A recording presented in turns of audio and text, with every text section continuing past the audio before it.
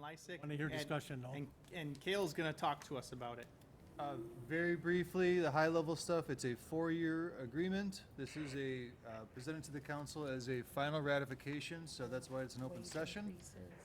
The high points are, it's a 4-year deal. Years 1 through 3 would each include a 2.5% increase in wages, and the 4th year would be a 3.25% increase in wages.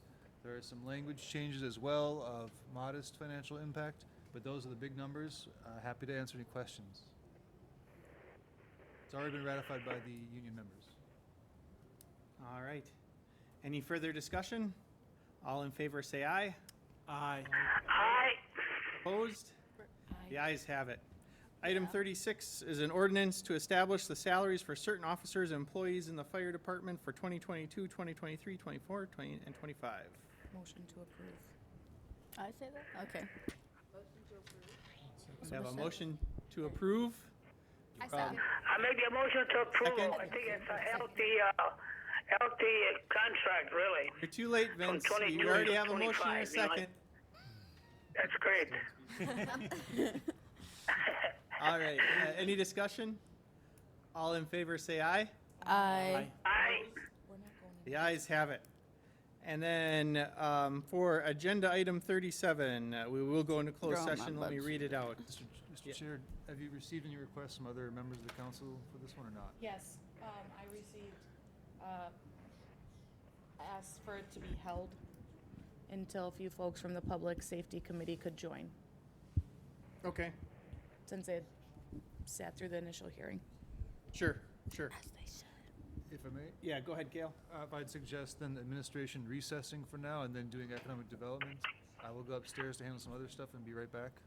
Sounds like a good plan to me. Can I have a motion to go into recess So for the moved. administration committee? We have a motion and Second. and a second. Yeah. All in favor, say You aye. got it. Aye. Aye. Aye. All right, we're in recess. This was gonna be a closed Okay, then the Economic Development Committee will come to order. And As, yeah. first order of business? Yes, just even the, Yep, the whole thing. okay. R 2023-0111, resolution to approve the dissolution of tax incremental district number 5, the 6 Points Farmers Markets. I move approval.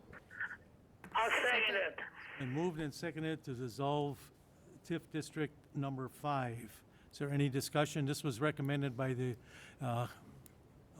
Community Development Authority. Yeah, Patrick, where's Patrick? There you are, Patrick. What does that do? Can you quickly tell us about, Maybe Jason, I think, probably, or it'd be more the Jason? finance, yeah. Okay, sure, either one. Please, Yep. yeah, tell us, the good news on why we can, this was discussed at the Community Development Right. Authority, where Alderman Lysick and I were present. I want to share it And with Alderman everyone Weigel. else. And Alderman Weigel, and thank you, Tom. Yeah, there's good news about how we can dissolve this TIF. Please just share the good news. So TID 5 currently could be open for approximately, I think, about 7 more years. However, there's no more activity that is going through that TID, and there is funds coming from TID 7 on an annual basis to cover debt service in number 5. There's enough cash flow now in 7 to fully fund all the debt service that is left in 5. So at this point, there's just no reason to keep it open, because once we close it, then that's just extra tax base for the city and the other jurisdictions. Then I definitely Want to just explain for our guests why we, briefly, why we would do a tax rental district? So it's sometimes difficult to redevelop in a city. Developers are usually willing to go into a nice open land and bring a brand new development, but it gets really costly to tear down buildings and then do a full reconstruct. So we can create these tax districts whereby the incremental value that they're willing to put in will create new tax money and kind of help fund the redevelopment that otherwise probably wouldn't be occurring. Thank you. Sure. And maybe you can expand a little bit further, the money that is generated in taxes that these new developments raise just goes back to pay the debt that the city incurred to help them create this development. And once that's paid off, then we can pay off the TID district, and that money goes back to the tax rolls and all the other taxing bodies, so then we all share. So this is gonna be, what was it, I don't remember, 60,000 or something a year, 80,000? I think I was looking at it as far as budget impact. And we're looking at about, the levy limit increase of about $175,000 175,000 towards the 2024 budget. that we can put towards our budget next year. Okay, it's been moved and seconded. Is there any further discussion? I move to place on file, Mr. Chair. It's already been moved to approve. Oh, to approve? Yeah. Okay, all right. Move to approve. Any further discussion? Maybe he's All been in on the favor? topics. Aye. Opposed? Carried, the ayes have it. Item 42 is a communication from the Economic Development Executive Director, Patrick Schloss, regarding Planning and Economic Development and Housing Annual Dashboard. They did such a nice annual report that we asked Patrick to have a brief presentation to the city to show us what development and planning have been doing. So they've agreed to give us a brief presentation. As they should. Mr. Chairman, tonight, in your packets, you have a dashboard that represents planning, zoning, housing, and economic development. As a team, we kind of reflect back what we accomplished in the last year and kind of provide that as a highlight. So tonight's Steve Shares, our city planner, is here. He's going to go through the planning and housing aspect, and I'll do the economic development aspect of the dashboard of achievements. So I'm going to turn it right over to Steve. Thanks, Patrick. Hi, everybody. My name is Steve Scher. I'm the manager of planning and zoning. And just taking a look back at 2022 and what we've accomplished. The planning and zoning office has done a lot of things. I guess just briefly summarize it, I guess, without looking at this so much. We do things like comprehensive planning, the types of things where you look forward-looking into the future, typically about 10 to 20 years out into the future. What do you want your city to be in 10 to 20 years? If you were to take a picture of a part of the city, what would you want to display on that postcard? What do you is it a park? Is it a place? Is it a cafe, a neighborhood? So it's really taking a look at a lot of different elements of the city and its health, its current status, its the demographics and so on, but also a forward-looking document. So, that's one of the things that planning and zoning does. The other part is administering our zoning ordinance. You can see in that first upper left-hand column under May, we came together and we updated our city's zoning code. This is kind of all the different districts, residential, commercial, industrial zoning districts in the city, permitted uses, different conditional uses within the city. We were operating with a document that was roughly about 25 years old and updated it finally in early 2022. And fortunately, we had some staff turnover in 2021, which sort of set us back a little bit, but with some really good people that we hired in 2021, we were able to get back on our feet and make some nice changes in 2022 and moving forward in the city. And then later in the summer, in August, we updated a set of design review guidelines. Another part of planning and zoning, what we do is site landscaping and architectural review. So anytime someone comes to the city for a building permit, before they can build their building or their addition, we do a site landscaping and architectural review to sort of enhance sometimes the plans that were submitted to the city. In other words, not every time the proposal is submitted is it ready to go. There's maybe some landscaping that could be added, maybe a different architectural character or some additional brick, some windows to give it a little bit more curb appeal than would otherwise be done without the design review. Later in September, we made some additional adjustments to the zoning code. And then in October, we undertook we actually finally completed a large split zoning project where there were roughly about 300 or so properties throughout the city that were rezoned. There were one or more zoning districts In some cases, residential properties that were split right down the zoning line, ran right down the middle of the property. You had half the property zoned commercial, half the property zoned residential. We wanted to consolidate those zones into one zoning district for the property. So What business can go into what zoning's not property. exactly the type of thing that So, gets people excited, and in terms of, I'm you know, not sure. a very interesting topic all the time. It's something that maybe you might fall Commercial. asleep to, but it's, you don't want but, Asian right but, in the middle. but in other words, it is a definite important component of the city's forward thinking and where you want to be in 5, 10, 20 years. It works quite nicely with our comprehensive plan. It's supposed to sort of function in that manner. So it also establishes certain uses. I mean, there's certain types of uses throughout the city that you may not want to live next to. For instance, auto repair, or maybe a Right. You want to you know, a car dealership or something like that. So it does sort of set some separations between residential uses and commercial uses, and protects your property interests. Moving on, I guess, in terms of one of the big achievements, not necessarily of the planning and zoning department, but with respect to the city in total, is that we've come together with an online, it's called OpenGov, and it's an online permitting platform that the entire city is using. So anytime that there's a new permit that comes in, whether it's a building permit, a sign permit, a site landscaping architectural review, a dog license, all of that runs through the applicant, or the citizen can apply online, and then that application comes across someone's desk in the city. So it's really helped improve transparency, efficiency of staff working with our customers, and the public's ability to sort of track their projects along the way. So that's been a really huge change for the city, and one of definitely forward-thinking and positive movement. Some other highlights just in terms of staff development. We have had, we welcomed a new planner, Jack Kovneski. He's working close with our Zach Roeder of our department. Zach, by the way, achieved his American Institute of Certified Planners. It's an ASCP certification.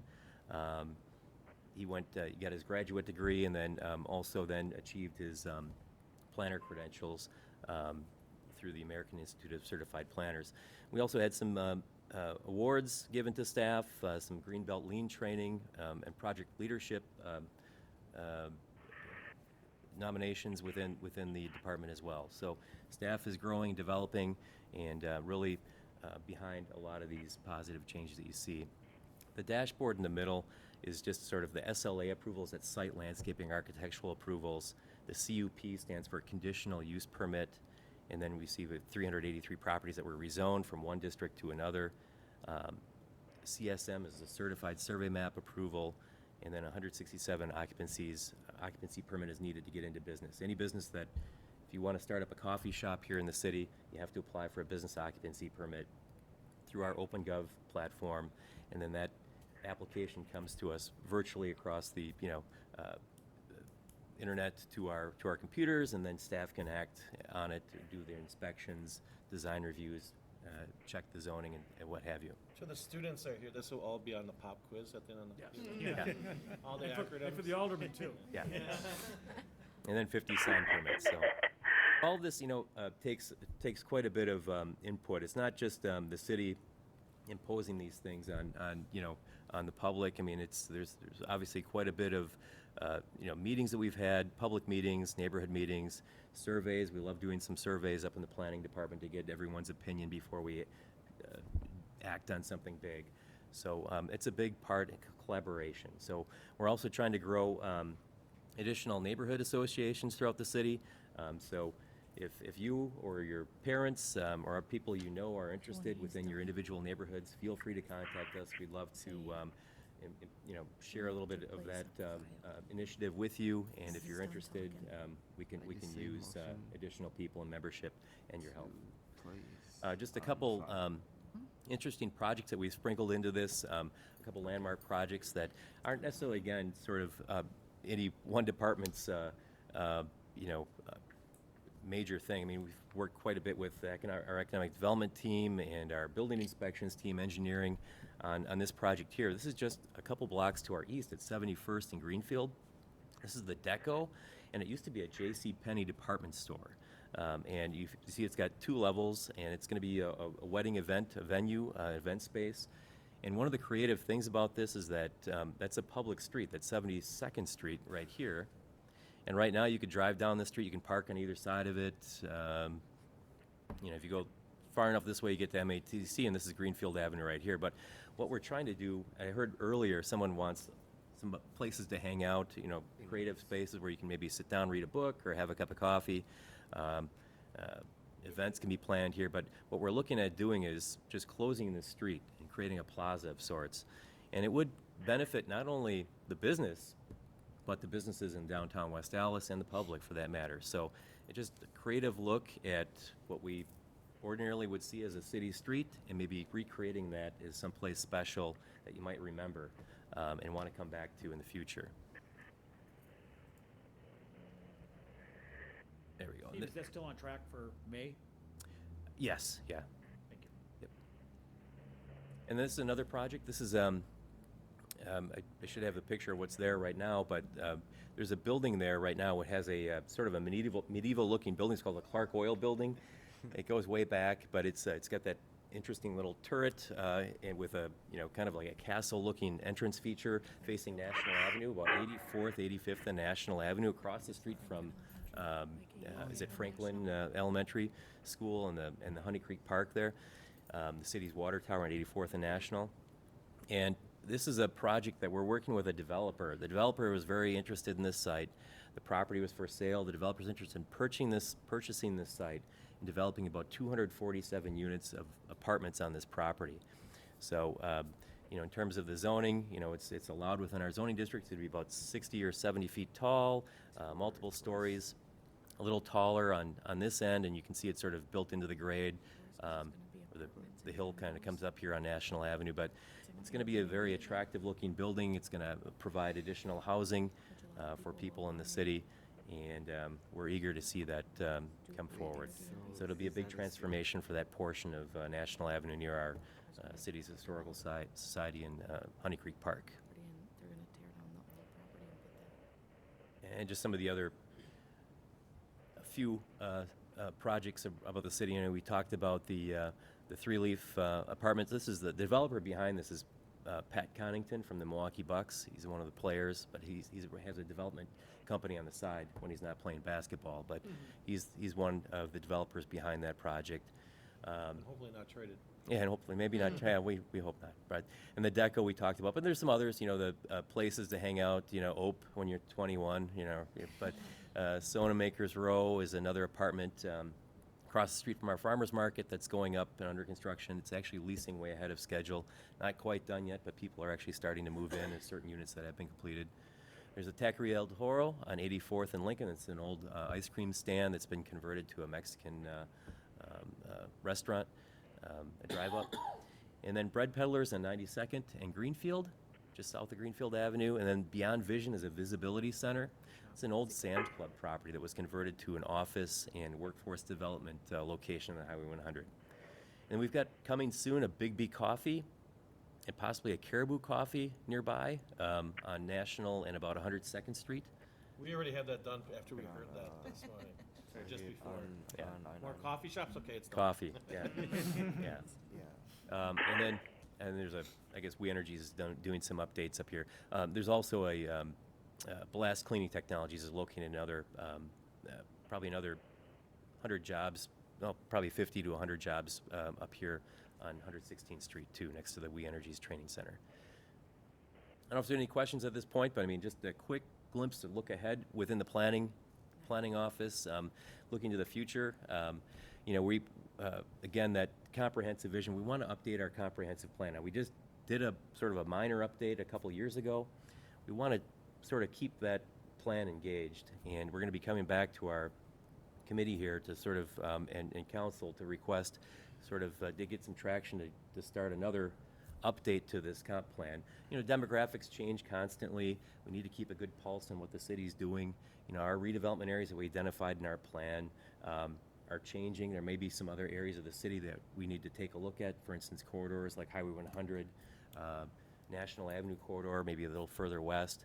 But we want to come back to the Economic Development Committee potentially as soon as March 7th, just to sort of explain our vision of what we'd like to do looking ahead with our comprehensive plan and the types of updates we'd like to make for the next 20-year planning horizon. And then from there, we'd like to have a public engagement process. And I think, you know, the Youth Commission would be a fantastic stakeholder to be part of that process if you'd all be interested in that. And then ultimately lead to perhaps even final adoption later this year, if we get to go ahead from the council. So yeah. So another initiative that you know, planning is looking at is that Milwaukee County is going to be awarded roughly about close to $1 million of US DOT funds. Half of that will be used by the county government, by the Milwaukee County. The other half will be divvied up to individual municipalities throughout Milwaukee County.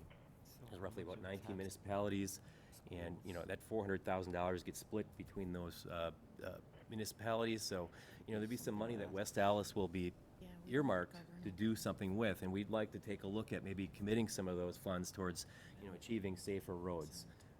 We've all experienced some, maybe a road rage incident or erratic and unsafe driving.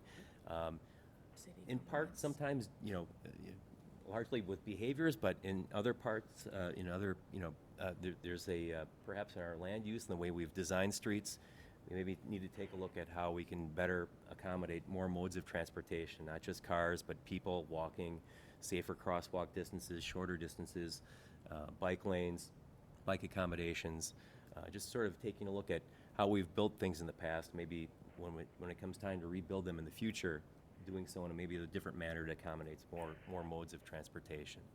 So it would also open up the door then for larger grant possibilities through the U.S. Department of Transportation. This is just a map here showing some of the really hot spots of, you know, sort of dangerous intersections. Highway 100 in Cleveland, National Avenue, 60th and National, you know, 76th in Lincoln, 60th in Lincoln, you know, 60th in Burnham, to name a few. And then we've recently become Bike Federation memberships. It's a small fee, but it was in, you know, the budget, so we decided to become Bike Fed members. And they're a big sponsor as part of our annual, now hopefully annual, tour of America's Dairyland event that happens. Last year happened on 68th and Beecher, and there was a little circuit there where professional riders all came through. But they do a lot of advocacy and education throughout the state of Wisconsin. They help numerous municipalities throughout the state, I should say. And with the membership, I mean, we're going to be sort of partnered up with them, and it'll open up new resources for, you know, future improvements in planning throughout the city and connecting our city to others. Does the city's membership in Bike Fed give me a discount on my membership every year? Yeah, maybe. We'll have to look into that. Housing. Now, the other, under the umbrella of Planning and Zoning Office is our Housing Office. And the Housing Office provides assistance for persons of lower income persons, typically, you know, below the average median income. So usually, you know, depending on household size, number of kids and so on, you know, people that need additional assistance for rental, the city gets funds from the federal government, and that is given to an eligible income qualified person as a voucher to go out and find an apartment, and then that landlord and tenant structure an agreement. The landlord gets paid with a housing assistance payment, in part from the federal government, and the other part is paid directly to you know, the tenant. I'm sorry, the other part is paid by the tenant out of their income. So it's hard to read here, but I mean, just looking at the first quarter, you know, we migrated a lot of information and data from our network into the cloud for the housing voucher, what's called Happy software, which helps track and monitor our vouchers that are distributed throughout the, you know, with our customers. We actually received an additional 25 VASH vouchers. That's veterans, like veterans vouchers that we work with the VA with for veterans of the military. And so we received additional vouchers on that end. In the summer, mid part of the year, We hired a new community development senior planner who's overseeing that office, and with her help and her being new to the city, I mean, she's really jumped off to a great start and really helping forward, move this office forward. And we're working quite closely now with HUD, the Housing Urban Development Federal Office, as well as the VA, Veterans Affairs, on getting these vouchers utilized and in the hands of people that need them. And then later, like in December, what we're doing now is prepping for, this year. We're going to have another, every 2 years, we have a housing voucher open enrollment where people can apply online, or they can come into City Hall and we can offer some assistance here to get them into the system, where they can apply for vouchers. It's based on income eligibility. If you're homeless, if you're low income, if you're a senior citizen, if you need help, I mean, you can come in and apply for the voucher.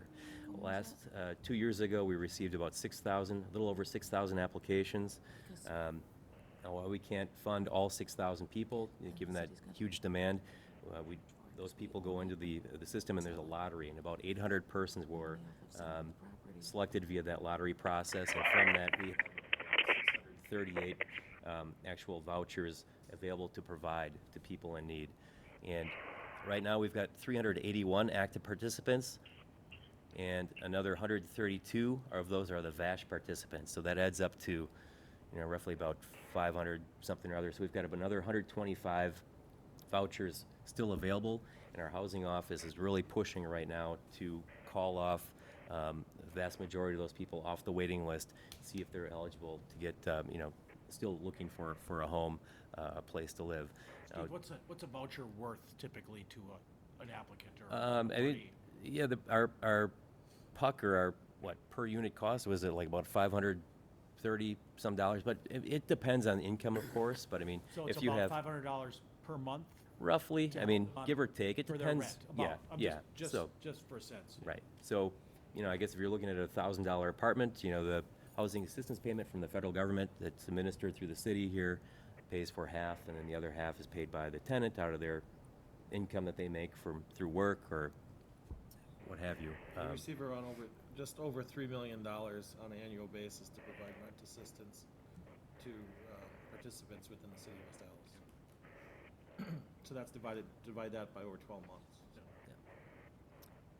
So aside from that, just in terms of housing rehab, the housing office also provides housing rehab and home buyer loans, and about 168,000 of that dollars was distributed for those programs throughout the city. I guess if there's any questions at this point, I mean, feel free to ask. I mean, there's just been some other staffing awards and accolades here, which again, we're very pleased with our housing staff as well. Mel, Amy, and Susan do great work up there, really trying to utilize the vouchers to their full potential, get people what they need, and help them throughout the process. And then Danielle's been a great add and value added to our department as well. One thing that you're looking at here, this FSS participants, we're trying to grow this program. This is family self-sufficiency.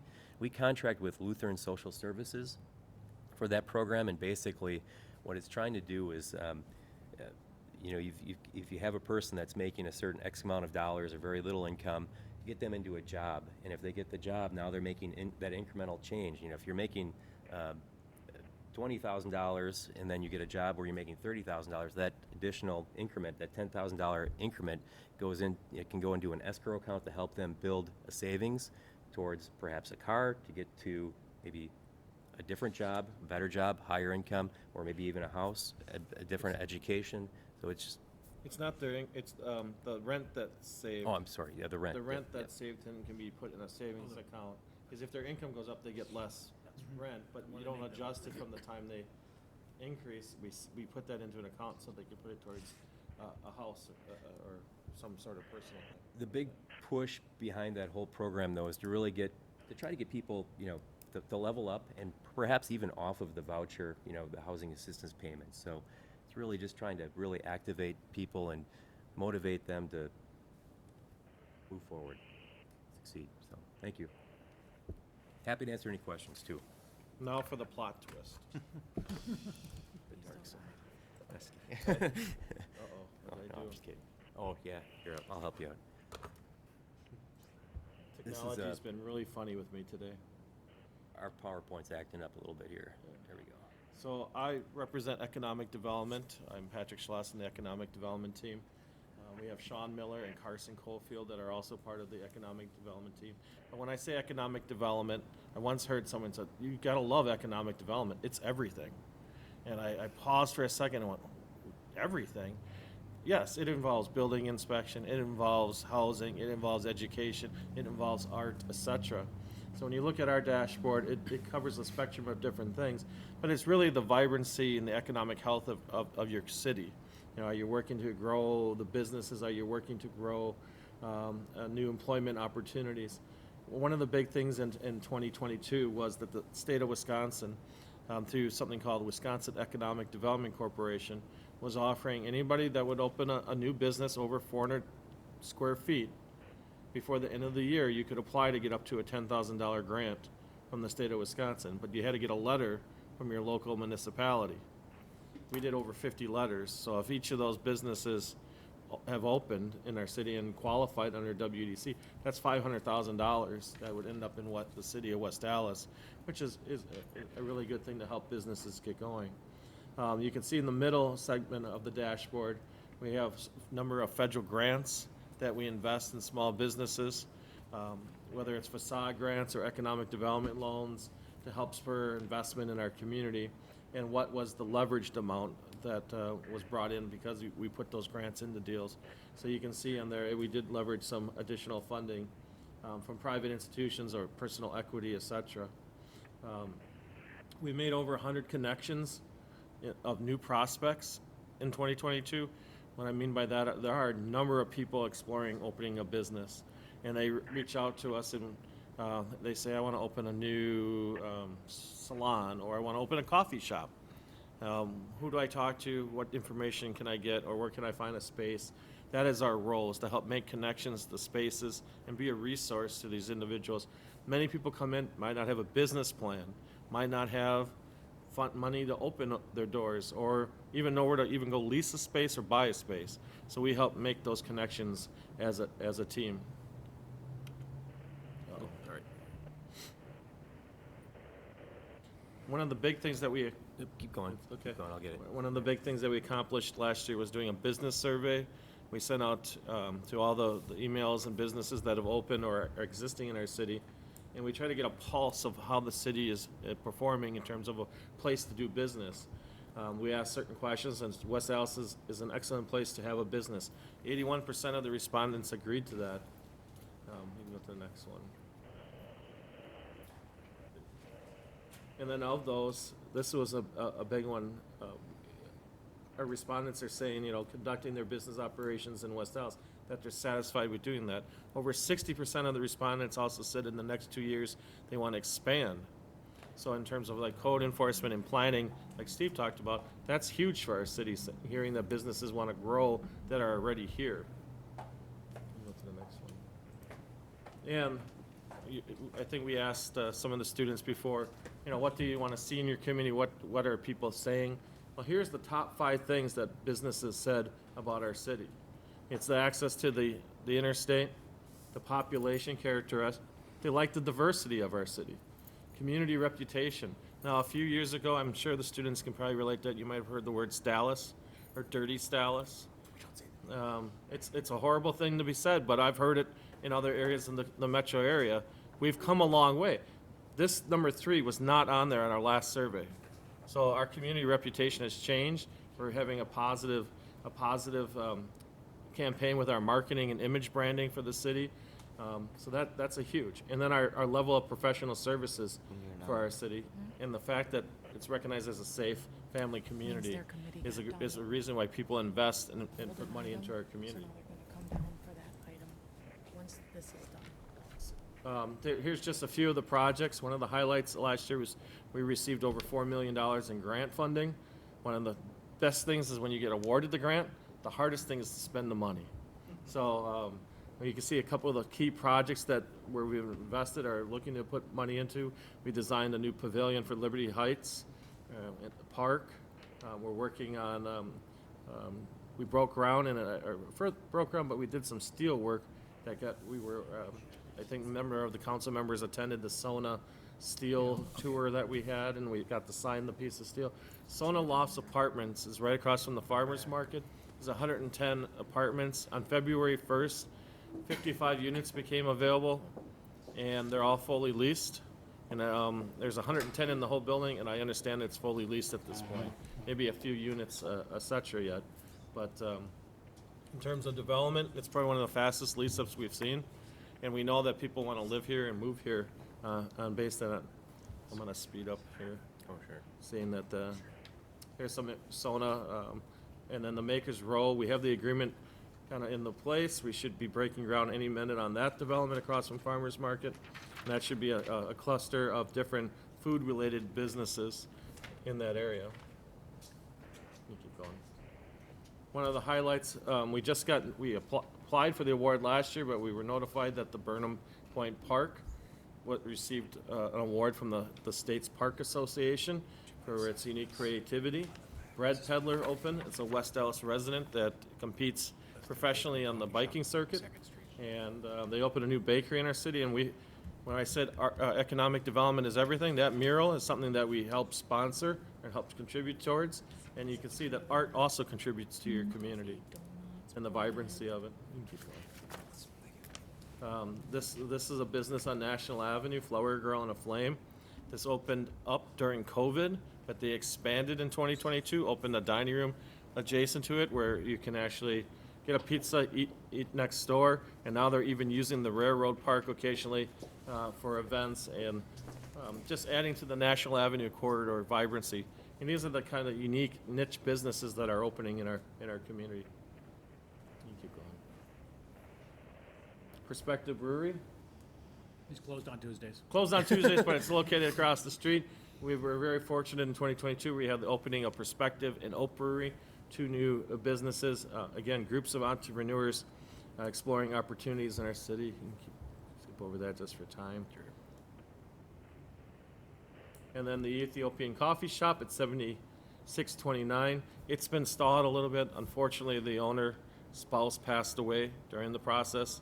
And so they're working through the efforts, to get there and open. I know that I've seen people in there working. There has been So progress in there. there's been some progress there. It just needed some time to regroup after the loss of her spouse. Yeah, I can go back. It's been mentioned before, we've been working with Blast Cleaning Technologies. They're located just in the old Alice Chalmers Manufacturing Complex. A 100-year-old factory where today they're building shot blast equipment for numerous manufacturers. So you might at home use a cast iron pan if you cook. Lodge. Yeah, like Lodge or something like that. You go camping, use cast iron. Well, that's a piece of a metal that gets forged, has to get through a machine, and they shot blast it with little pieces of metal so it gets smooth. They make the equipment in numerous manufacturers that make different things like that, or parts, and they build the equipment that goes into those manufacturer places. And they moved here from New Berlin in 2018, and they had around 80 jobs. Today they're around 200, almost 220, and they're adding a new division at 404 South 116th Street, which will be an advanced foundry, another jobs or so in our city. So it's a $20 million project. And then we're working on plans for an inclusive park within our community. So it's a park that's going to be for all children of all different levels and abilities. And where that goes yet, we've identified an area, but we got to work through some aspects of a development with that. So I'd gladly answer any questions. We appreciate the opportunity to come in and show the dashboard and a few things, and I think we ate up our total time commitment. All right. Thank you for your presentation. Yeah. There's no Motion further to- business to come before the committee. Is there a motion to adjourn? Do we have to do a motion to place on file? I'll second it. Place on Right. file? Yep. Thank you. I wake up. All in favor? Aye. Carried. Now a motion to adjourn would be in order. So moved. All in favor? Second. Aye. Aye. Aye. We are adjourned.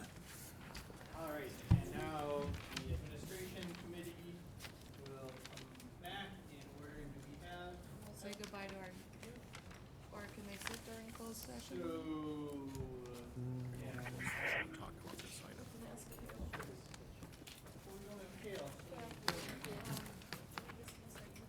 We